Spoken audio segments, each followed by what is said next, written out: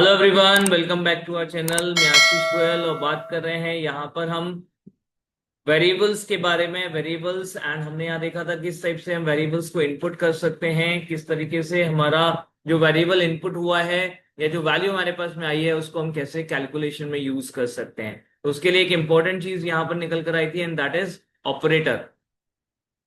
तो जो ऑपरेटर्स हैं वो कौन से होते हैं, किस टाइप के होते हैं, आइए चलिए इसके बारे में आज हम बात करते हैं। तो बात करेंगे आज ऑपरेटर्स के बारे में। तो ऑपरेटर्स आर व्हाट और how we can use the operators, ये सारी चीजें हम डिस्कस करेंगे। तो operators operators are the symbols जो कि सिस्टम को ये बताने के लिए हम यूज करते हैं कि हम क्या ऑपरेशन परफॉर्म करना चाहते हैं हमारे ऑपरेंड्स पर। तो नंबर ऑफ ऑपरेंड्स के बेसिस पर हम इसे तीन अलग अलग टाइप में डिवाइड करते हैं। पहला है बाइनरी, फिर है यूनरी और फिर है टर्नरी। तो आइए सबसे पहले बात कर लेते हैं बाइनरी के बारे में, बाकी यूनरी टर्नरी को अभी हम आगे देखेंगे। तो बाइनरी के बारे में अगर हम बात करते हैं तो बाइनरी में सबसे पहले आ जाता है हमारा अर्थमेटिक। अर्थमेटिक ऑपरेटर जिसमें आता है plus minus multiply divide and mode. Right, plus minus तो सेम ही है, कोई फर्क नहीं है, जैसे हम मैथ्स में करके आए हैं। यहाँ पे हमने देखा भी था लास्ट एग्जांपल में कि हमने सम किया था सिंपली। मल्टीप्लाई के लिए बस एस्टेरिक लगता है, बाकी कोई डिफरेंस नहीं है। लेकिन डिवाइड में थोड़ा सा डिफरेंस है। सपोज अगर आप डिवाइड कर रहे हैं 18 डिवाइड बाई 4 तो यू विल गेट ओनली 4। ठीक है, क्योंकि दोनों जो आपने नंबर जिसको डिवाइड किया और जिससे डिवाइड किया है वो इंटीजर है, इसलिए आपका रिजल्ट इंटीजर में ही आएगा। ये कुछ ऐसा है जैसे हम पहले बचपन में किया करते थे। लाइक हमने जब स्टार्ट किया था डिवीजन सीखना तब हमने ऐसा कुछ किया था। तो 4 4 जा 16 एंड रिमाइंडर आया करता था 2। तो इस टाइप से रिमाइंडर यहाँ पर आ गया। तो ऐसे यहाँ पर है, तो रिमाइंडर के लिए क्या करेंगे, 18 modulus division 4 is equal to 2।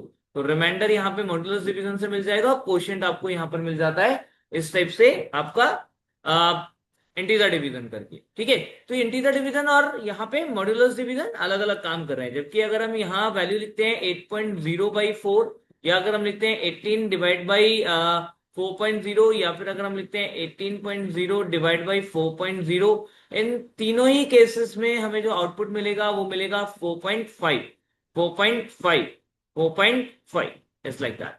ठीक है, तो यहाँ पे रियल नंबर डिवीजन हो गया। तो रियल नंबर डिवीजन जब होगा तो वहां पर हमारे पास आपको जो एग्जैक्ट वैल्यू है डेसिमल के साथ वो मिल जाएगी। यानी कि यहां पर लग जाएगा डॉट और एक जीरो यहां ऐड हो जाएगा।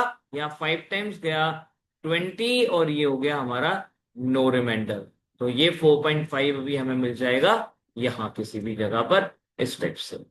ठीक है जी, तो ध्यान रखिएगा, अगर आपके डिवीजन में दोनों ऑपरेंड्स इंटीजर हैं तो आपको मिलेगा इंटीजर। ठीक है, नेक्स्ट आता है हमारा इस कैटेगरी में अर्थ असाइनमेंट।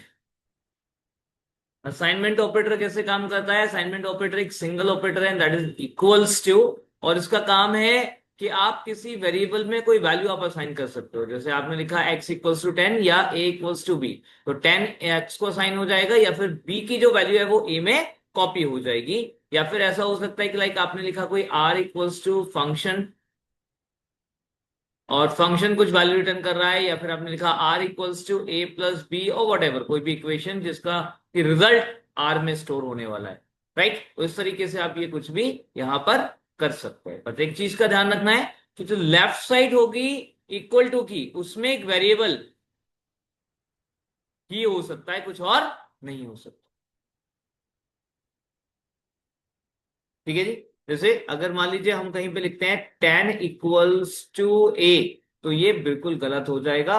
यहां पर हम a को 10 में स्टोर नहीं कर सकते, यहाँ पे कांस्टेंट हो गया। या फिर अगर हमने लिखा कोई फंक्शन और फंक्शन इक्वल्स टू से r, तो ये भी बिल्कुल गलत हो जाएगा। तो हम ऐसा नहीं कर सकते, ये चीज का बेहद ध्यान रखना है। यहाँ पर जो आपका इक्वल टू ऑपरेटर अगर आप यूज कर रहे हैं तो इक्वल टू ऑपरेटर के लेफ्ट साइड में हमेशा एक वेरिएबल ही आना।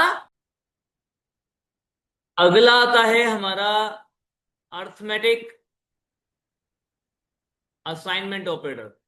ठीक है, जो कि एक कंपाउंड असाइनमेंट ऑपरेटर की तरह काम करते हैं। लाइक जैसे हमने कहा plus equals to, minus equals to, multiply equals to, divide equals to, mod equals to, ठीक है, यानी कि सारे के सारे अर्थमेटिक ऑपरेटर के साथ हमने इक्वल टू लगा दिया। ये कुछ ऐसा है जैसे हमारे पास सपोज ए में वैल्यू है 10 और हमने लिखा ए प्लस इक्वल्स टू 10, तो ये क्या करेगा, ये ए में 10 ऐड करके ए में ही स्टोर कर देगा।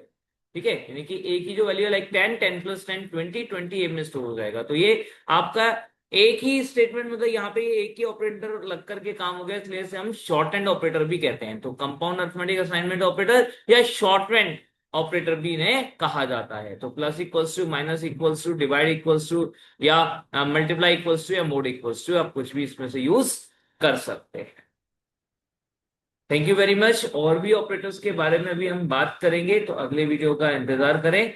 तब तक के लिए इसको ट्राई कीजिए और बताएं हमें कमेंट करके कि आपको वीडियो कैसी लगी। वीडियो अच्छी लगी हो तो उसे लाइक शेयर सब्सक्राइब जरूर करें। Thank you.